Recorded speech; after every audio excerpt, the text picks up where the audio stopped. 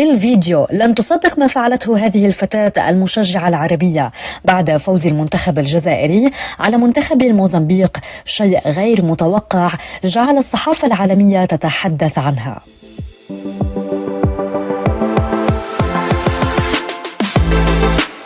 وكان قد حقق المنتخب الجزائري فوزا كبيرا على مضيفه المنتخب الموزمبيقي ب2-0 خلال مباراة استضافها ملعب دي زامبيتو الوطني يوم 19 من نوفمبر الماضي ضمن الجولة الثانية للتصفيات الأفريقية المؤهلة لمونديال 2026، حيث انتهى الشوط الأول بالتعادل السلبي. وفي الشوط الثاني تحسن أداء المنتخب الجزائري كثيرا وسجلوا 2-0 في شباك الموزمبيق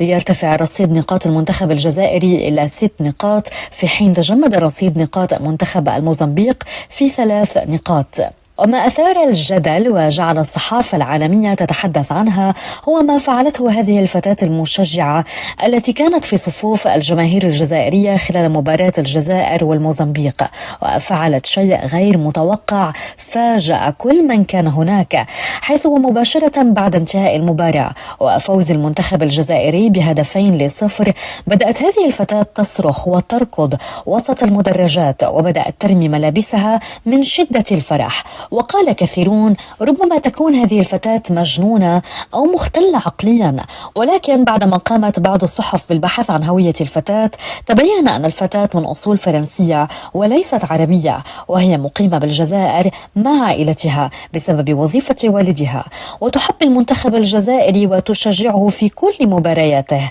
لأنه من المستحيل أن تفعل فتاة عربية مثل هذا التصرف، فهذه ليست أخلاق العرب والحمد لله.